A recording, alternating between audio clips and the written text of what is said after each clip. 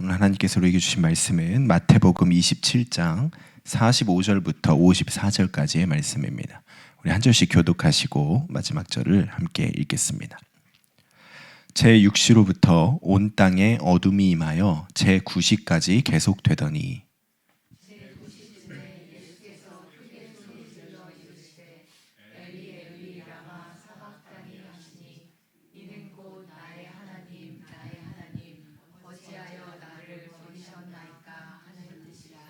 거기 섰던 자 중 어떤 이들이 듣고 이르되 이 사람이 엘리야를 부른다 하고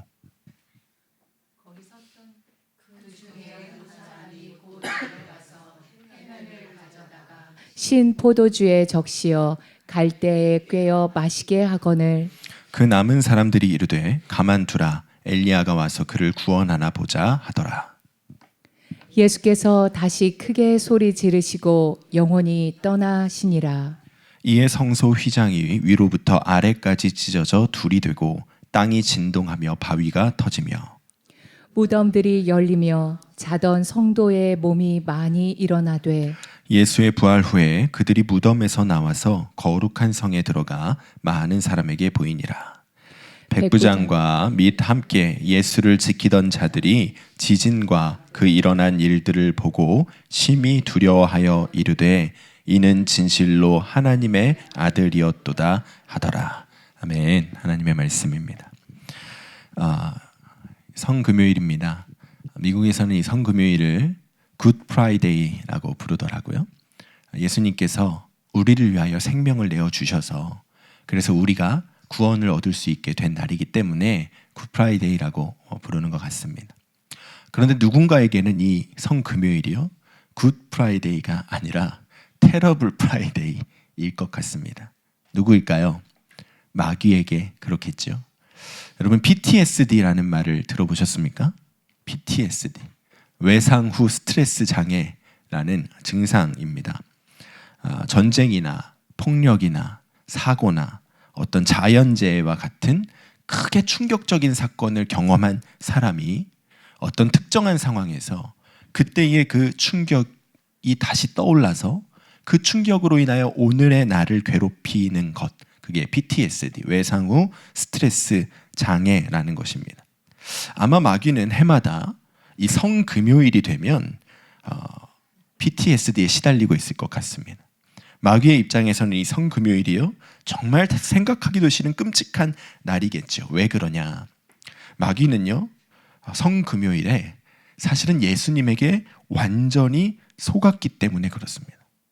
마귀는요 성금요일에 예수님에게 완전히 속아서 스스로 자기의 머리를 깨버렸습니다. 여러분 그 사실을 알고 계신가요?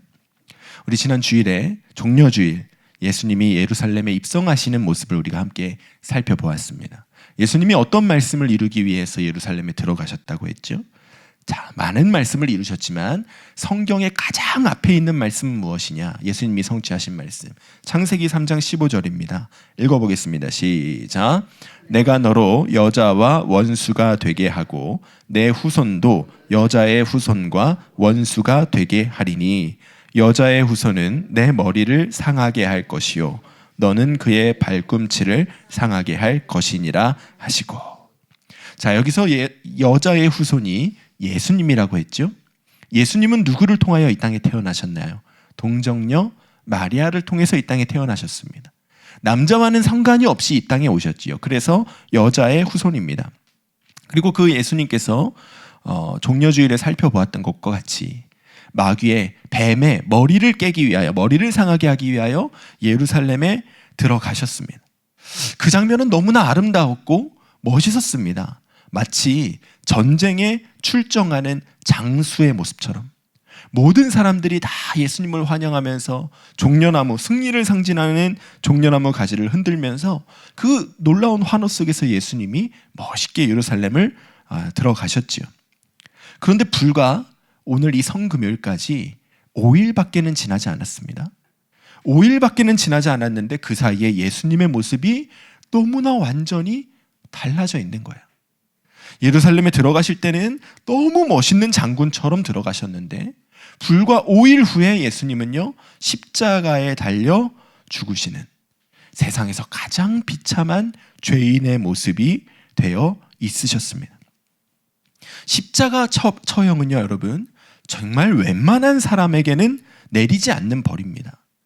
정말 가장 끔찍한 죄를 저지른 사람들에게만 내리는 형벌이 십자가 처형이지요. 그만큼 너무나 끔찍한 처형이었습니다. 그런데 예수님이 무슨 잘못을 했다고 예수님이 오늘 십자가에 달려 죽으셔야 했던 것일까요? 우리가 마주하게 되는 예수님의 모습은 뱀의 머리를 깨는 모습과는 완전히 상반되어져 보입니다. 너무나 다른 모습이지요. 도대체 왜 이렇게 된 걸까? 우리가 성경을요, 종려주일부터 하나하나 살펴보면 무슨 일이 벌어진 것인지를 우리가 알아차릴 수가 있습니다.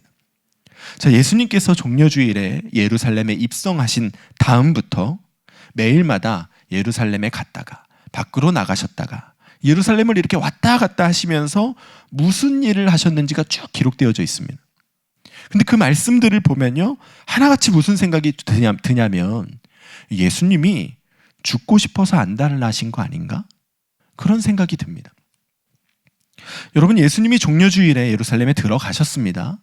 그리고 다시 나오셨다가 다음 날 월요일에 다시 예루살렘에 들어가셨습니다. 그리고 나서 제일 먼저 하셨던 일이 무엇이냐면 우리 살펴보았죠. 성전 정화, 성전을 뒤집어 엎으시는 일을 하셨습니다. 우리가 살펴보았듯이 성전 안에 시장이 있었고 그 시장에서 제사에 사용하는 짐승들을 팔고 로마 화폐를 성전 화폐로 교환해주는 그런 사람들이 있었습니다. 그리고 그 사람들은 당시의 대제사장과 서기관들과 장로들과 깊이 연관되어져 있는 사람이었습니다. 그들이 그 장사를 하면서 대제사장과 기득권층의 배를 불려 주었습니다. 예수님은 그 사실을 모르셨을까요? 아셨죠. 당시 모든 백성들이 다 그 시장, 성전 시장을 뭐라고 불렀다고 했죠? 안나스의 시장, 대제사장의 시장이라고 불렀습니다. 이미 알고 있었다는 거예요, 사람들은. 예수님도 그러니까요, 이 성전 시장을 둘러 엎으시기 전에 이미 이 성전 시장이 대제사장과 장로들과 기득권층들과 연관되어 있다는 사실을 알고 계셨습니다. 그런데 종려주일에 예루살렘에 입성하시고 바로 다음 날 그것부터 엎어버리신 거예요. 누가 봐도 뻔히 결과가 보이지 않습니까? 대제사장들과 장로들에게 미움을 당할 것이 뻔하지요. 근데 예수님은 마치 그것을 원하시는 것처럼 그 일을 먼저 하셨다는 거예요. 결과가 무엇입니까? 대제사장과 서기관들이 어떻게 반응하죠? 마가복음 11장 18절에 대제사장들과 서기관들이 듣고 예수를 어떻게 죽일까 하고 꾀하니. 이 반응이 바로 튀어나오는 거예요. 예수님이 마치 이 반응을 원하셨던 것처럼 성전 정화를 먼저 하십니다. 그리고 나서 또 예루살렘 밖으로 나가셨다가 다음 날 다시 예루살렘으로 들어오셔서 무엇을 하셨느냐? 대제사장과 서기관들과 장로들과 함께 논쟁을 하십니다. 그리고 그 논쟁 끝에 나왔던 비유가 하나 있는데 우리 살펴보았던 포도원 농부의 비유를 하시는 거예요. 무슨 이야기였죠? 포도원의 주인이 포도원을 잘 만들어서 농부들에게 맡기고 갔는데 그 수확을 받으려고 종을 보냈더니 농부들이 종을 죽이고 아들을 보냈더니 아들까지 죽이더라. 그러면 이제 마지막 때에 어떻게 하겠느냐? 주인이 군사들을 데리고 와서 그 애들을 다 죽이고 그 농부들을 다 죽이고 그 포도원을 다른 사람에게 주지 않겠느냐? 이 이야기를 하셨죠. 누구를 공격한 집 말씀인가요? 대제사장과 서기관과 장로들, 기득권층을 공격하는 말씀이셨습니다. 그러니 그 이야기를 들은 이 기득권층들의 마음이 어땠겠습니까? 예수님이 좋았을까요? 싫었을까요? 싫었겠죠. 미웠겠죠. 죽이고 싶었겠죠. 그래서 그들의 반응이 무엇입니까? 마가복음 12장 12절에 그들이 예수의 이 비유가 자기들을 가리켜 말씀하시는 줄 알고 잡고자 하되. 지금 예수님이 종려주일에 예루살렘에 들어가신 이후에 계속 무슨 일을 하시냐? 대제사장과 서기관과 장로들의 미움을 사는 행동들만 골라서 하고 계시는 거예요. 이 이후에도 똑같습니다. 예수님은 늘 이 고난주간에 우리가 지키는 이 한 주간 동안에 계속해서 장로들, 서기관들, 대제사장들의 잘못된 행동들을 비난하시고 그들의 잘못을 사람들 앞에 공개하시는 거예요. 마치 미움받고 싶어서 안달난 사람처럼, 죽고 싶어서 안달난 사람처럼 계속 그런 일들을 하시는 겁니다. 그러니까 그 모습을 보다가 마귀가 어떻게 행동을 하는지 아십니까? 옳았구나. 예수가 저렇게 사람들에게 미움을 받을 행동을 하고 사람들은 예수를 죽이고 싶어하니 내가 얼른 사람들 마음 가운데 역사해서 예수를 잡아 죽이게 해야겠다. 마귀가 그 일을 하기 시작합니다. 요한복음 13장 2절 읽어보겠습니다. 시작. 마귀가 벌써 시몬의 아들 가룟 유다의 마음에 예수를 팔려는 생각을 넣었더라. 예수를 팔려는 생각을 누가 넣었다고요? 마귀가 넣었다는 거예요. 누가복음 말씀을 보면요, 마귀가 그보다 더 열정적으로 일했다고 말하고 있습니다. 누가복음 말씀 읽어보겠습니다. 시작. 12 중에 하나인 가룟이라 부르는 유다에게 사탄이 들어가니. 자, 누가복음은요, 아예 사탄이 유다 속에 들어갔답니다. 뭐 하게 하려고요? 예수님 팔아 넘기게 하려고요. 여러분, 무엇인가 이상하지 않으세요? 우리가 아는 상식선에서, 지금 우리가 아는 십자가 복음선에서 예수님이 십자가에 달려 죽으시면 어떤 일이 일어나죠? 사망의 권세가 끊어지고 마침내 예수님은 부활하실 것이고, 그래서 마귀가 이 땅에 사로잡고 있는 그 죄와 사망의 권세가 끊어지게 될 것입니다. 우리는 그것을 알죠. 그럼 사탄이 어떻게 행동하는 게 맞습니까? 그 사실을 알았더라면 예수님 십자가에 달아 죽이지 못하게 사람들을 말리는 게 맞습니다. 맞습니까, 여러분? 못하게 해야죠. 십자가에 달려 예수님이 죽으시면요, 그 생명으로 우리를 다 살리실 텐데 마귀가 그것을 알았더라면 예수님 십자가에 못 박지 못하게 뜯어 말려야 되는 거예요. 그런데 마귀가 지금 어떻게 했다고요? 유다 속에 들어가서 하루라도 빨리 예수님을 죽이게 하려고 역사하고 있었다는 거예요. 여러분, 이 이야기가 우리에게 무엇을 보여줄까요? 마귀가 예수님에게 완전히 속고 있었다는 것을 말해주는 거예요. 예수님의 십자가에서 이루실 일을 마귀가 전혀 몰랐다는 것을 말해주는 거예요. 그리고 마치 예수님은요, 그 십자가 위에서의 죽음을 마귀가 알아차리기 전에, 예수님이 십자가 위에서 죽으시면 무슨 일이 일어날 것인지를 마귀가 알아차리기 전에 빨리 십자가에 달려 죽으시기 위하여 노력하시는 것처럼 매일마다 대제사장들에게 미움 사시는 일을 하시고, 그리고 십자가를 향하여 달려가시는 거예요. 누구 한 명이라도 눈치채서 이 일을 그르치기 전에 빨리 십자가에 달리시려고. 그 일에 하이라이트가 어디에 있습니까? 목요일 밤부터 금요일 새벽까지 있는 거예요. 예수님께서 목요일 밤에 제자들과 함께 최후의 만찬을 하십니다. 그리고 나서 만찬을 마치신 후에 늦은 밤에 겟세마네 동산에 기도하러 가셨어요. 그리고 거기서 한참을 기도하셨죠. 그리고 나서 유다가 대제사장과 서기관들과 장로들의 사주를 받은 불량배들과 함께 그 겟세마네 동산에 옵니다. 우리 마가복음 14장 43절 읽어보겠습니다. 시작. 예수께서 말씀하실 때 곧 12 중에 하나인 유다가 왔는데 대제사장들과 서기관들과 장로들에게서 파송된 무리가 검과 몽치를 가지고 그와 함께 하였더라. 자, 지금 유다가 누구를 데려왔다고요? 대제사장과 서기관들과 장로들에게서 파송된 무리래요. 파송이라는 말은 좀 좋게 들리니까 청부받은 사람들이라는 거예요. 돈을 주고 산 사람들이라는 거예요. 뭐 하라고? 예수 잡아오라고. 그리고 이 사람들이 어디까지 가냐? 다음날 새벽까지 가는 거예요. 우리가 가끔 이 고난의 장면을 묵상하면서 헷갈리는 것이 하나 있습니다. 여러분, 예수님이 재판을 받으실 때, 빌라도 앞에 서실 때 이스라엘 백성들이 그 자리에 다 있었을까요? 아닙니다. 이 부분을 우리가 오해하고 있는데, 그 자리에 누가 있었냐면 방금 읽었던 대제사장과 서기관과 장로들이 파송한 사람, 돈으로 산 사람들이 그 자리에 있었던 거예요. 새벽이니까 백성들은 뭐 하고 있습니까? 자고 있는 거예요. 예수님을 좋아하던 사람들, 예수님을 하나님의 아들이라고 믿던 사람들은 내일도 똑같은 하루가 열릴 것이라고 생각하고 평안히 자고 있던 그때에 그 틈을 타서 대제사장과 장로들과 서기관들은 자기들이 돈을 주고 산 사람들을 데리고 예수를 잡아오고, 그 돈을 주고 산 사람들을 데리고 예수에 대하여 거짓 증언을 하게 만들고, 그 돈을 주고 산 사람들이 빌라도 앞에서 예수를 십자가에 못 박아 죽이게 하라 소리 지르게 만든 거예요.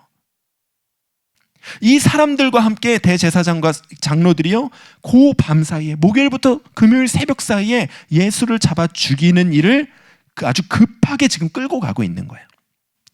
자, 그러면 여러분, 예수님의 입장에서는 어떻게 하셔야 됩니까?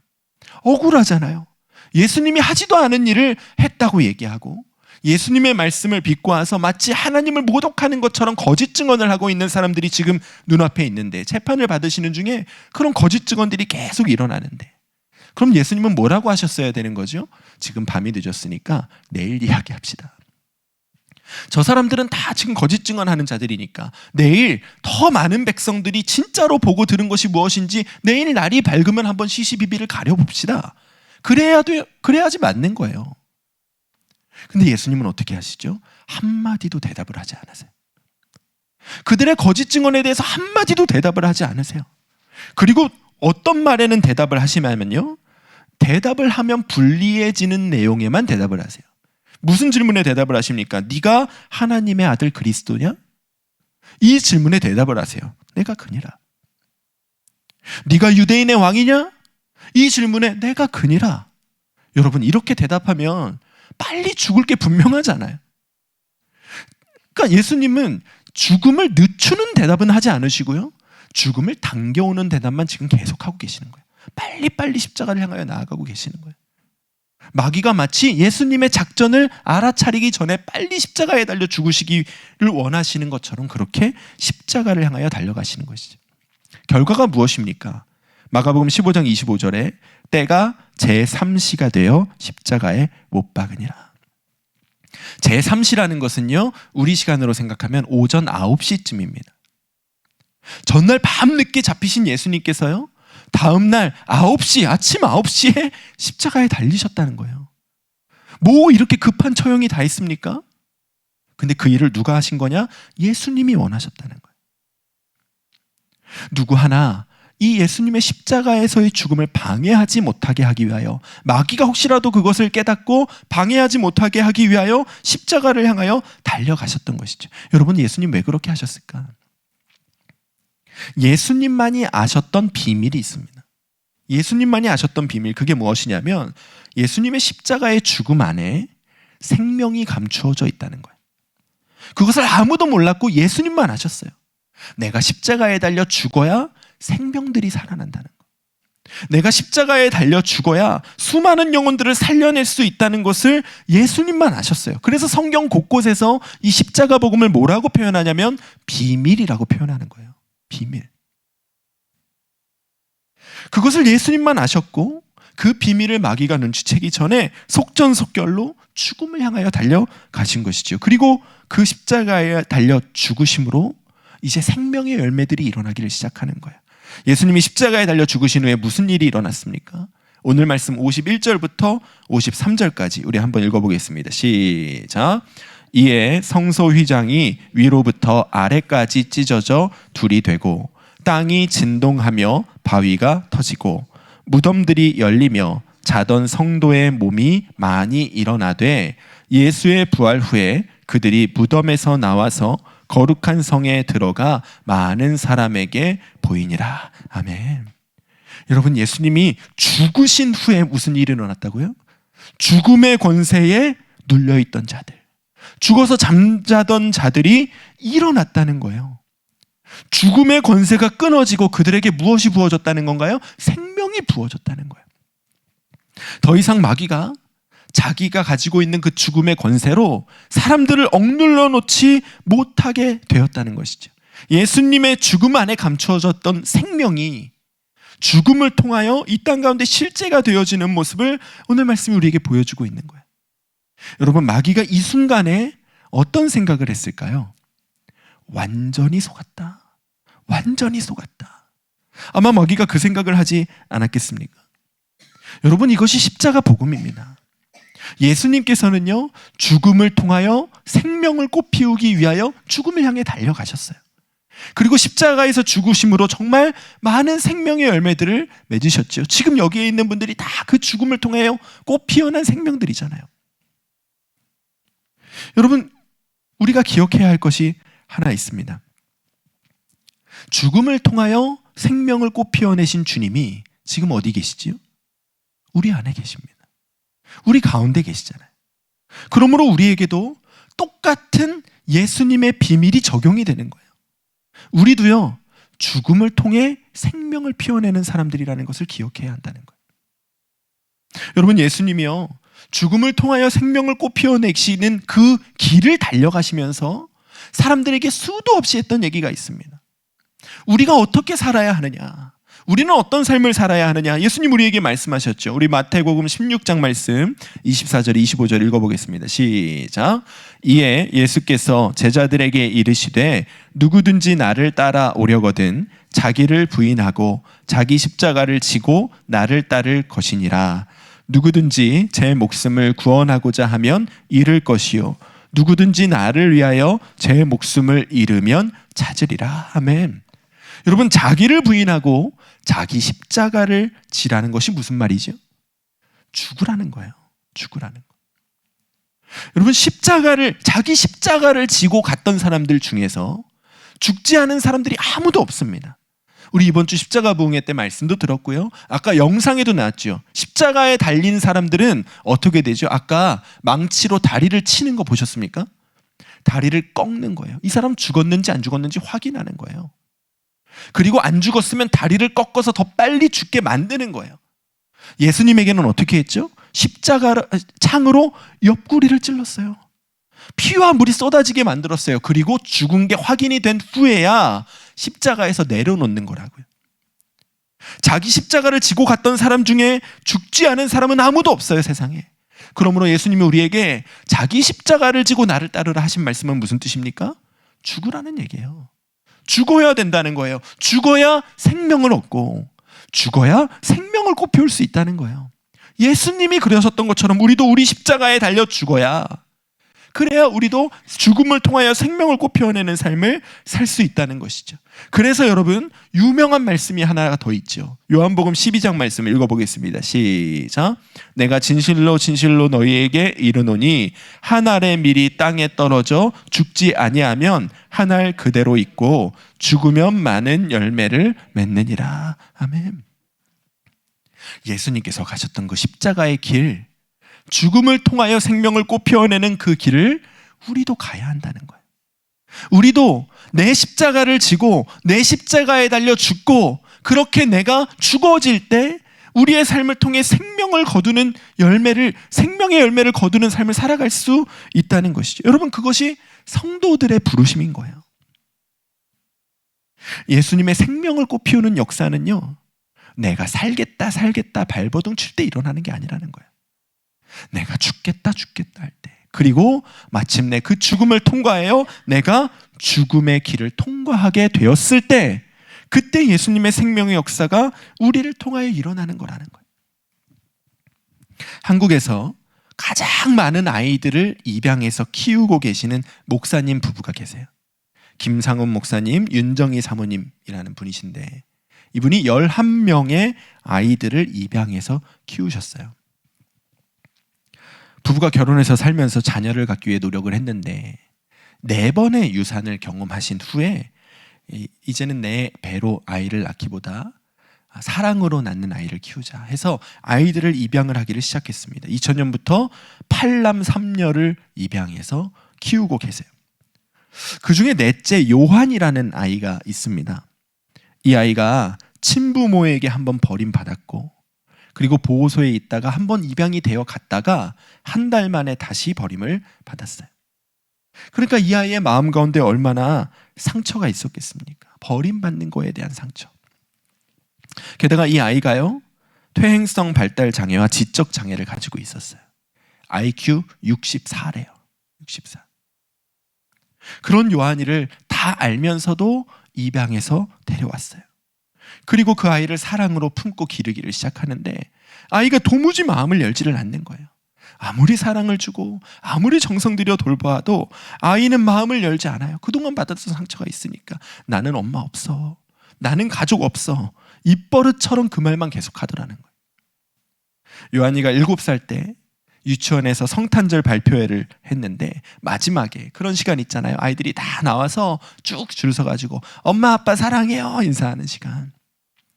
근데 요한이는 안 하더래요. 선생님이 이 요한이를 엄마 앞에 데려와서 요한아, 엄마 사랑해요 인사해봐 해도 안 하더래요. 그러고 하는 말이 나는 엄마 안 좋아해요. 나는 엄마 안 좋아해요. 그 말만 되풀이하더라는 거예요. 어머니, 그 사모님 마음이 얼마나 아프셨겠어요. 내 배 낳아서 난 자식도 아닌데 내 새끼처럼 그렇게 사랑과 정성을 다해 돌보고 있는데 아이는 그렇게 마음을 열지 않으니 얼마나 서운하셨겠습니까? 이렇게 살 바에야 이렇게 사는 게 아이에게도 고통스러우니 아이를 돌려보는 게 낫지 않을까? 별 생각이 다 드는 것이죠. 집에 가서 남편 목사님에게 하소연을 했더니 목사님 하시는 말씀이 우리가 처음부터 그 일을 각오하지 않았습니까? 다 알면서 그것을 우리가 감당하자고 끝까지 사랑해보자고 우리가 데려온 거잖아요. 우리 조금만 더 해봅시다. 그렇게 이야기하더라는 거예요. 그날 밤에 사모님이 요한이 부둥켜 갖고 얼마나 울었던지 밤이 새도록 울었대요. 속상해서 울고 요한이가 마음을 안 여는 거에 대해서 속상해서 울고 그리고 잠시라도 아이에게 서운하고 미워하는 마음 품었던 게 미안해서 울고 또 그 아이를 돌려보낼까 하는 마음을 품었던 것에 미안해서 울고 그렇게 밤이 새도록 울었다는 거예요. 그렇게 밤이 새도록 아이를 품고 울고 그리고 다시 한번 사랑만 하기로 아이에 대한 내 모든 마음 다 내려놓고 서운한 마음 다 내려놓고 사랑만 하기로 결정을 하고 아이를 품고 사랑하며 살기를 시작했는데 그때부터 요한이가 조금씩 달라지는 거예요. 아이가 초등학생이 되어서 IQ가 137이 되었답니다. 그리고 전 과목 100점 맞는 아이가 되었어요. 여러분 누군가가요 십자가를 지고 죽은 자리에서는 반드시 생명의 꽃이 피어나게 되어 있습니다. 죽음으로 생명을 꽃 피우셨던 예수님이 우리와 함께 계시기 때문에 우리도 예수님처럼 나의 십자가를 지고 나의 죽음을 고백하며 서 있는 그 자리에선 반드시 생명이 꽃 피어나는 일이 일어나게 되어 있는 것이지. 오늘 이 성금요일이 우리에게 이 결단을 하게 하는 날이 되기를 축복합니다. 예수님과 같이 나도 내 십자가를 지고 죽으면 그 자리에서 반드시 생명이 꽃 피어난다. 그 일을 이루시기 위하여 예수님이 우리의 가운데 오셨음을 여러분 믿게 되시기를 축복합니다. 우리가 여전히 예수님을 주님이라고 부르면서도 죽지 못하고 있는 부분들이 얼마나 많습니까? 예수님을 주님이라고 부르면서도 여전히 내 삶의 주인이 나인 것처럼 행동하며 삽니다. 예수님은 우리에게 사랑하라 용서하라 말씀하시는데 우리는 여전히 사랑할 수 없어요. 용서할 수 없어요. 나는 그 사람이 싫어요 하면서 살아갑니다. 여러분 오늘 우리가 십자가에 못 박혀 죽는 이 밤이 되기를 축복합니다. 우리는 이미 예수님과 함께 십자가에 못 박혀 죽었음을 정말 믿음으로 고백해 보게 되시기를 축복합니다. 내가 믿음으로 반응하지 못하던 일에 대해서 예수님을 믿고서도 여전히 예수님이 아니라 내가 주인 되어 내 마음대로 말하고 행동하며 살던 그 부분에 대해서 예수님 나 오늘 십자가에 못 박혀 죽겠습니다. 예수님 저 오늘 내 십자가를 지고 그 십자가 위에 달리겠습니다. 이제부터는 내가 죽음의 길을 통과하여 생명을 꽃피우는 삶을 살겠습니다. 우리가 그렇게 결단하며 우리의 삶의 자리로 나아가면 우리가 십자가를 지고 죽었던 그 자리에 예수님께서 생명을 꽃 피워내시는 역사를 보게 되실 것입니다. 여러분 정말 그 은혜를 누리시게 되기를 간절히 축복합니다. 죽음 뒤에 생명이 꽃 피우는 이 십자가 복음의 비밀을 여러분 오늘 깊이 마음에 간직하시고 내가 죽지 못하고 시퍼렇게 살던 그 자리에 여러분의 십자가를 세우시는 이 밤이 되시기를 주의 이름으로 간절히 축원합니다.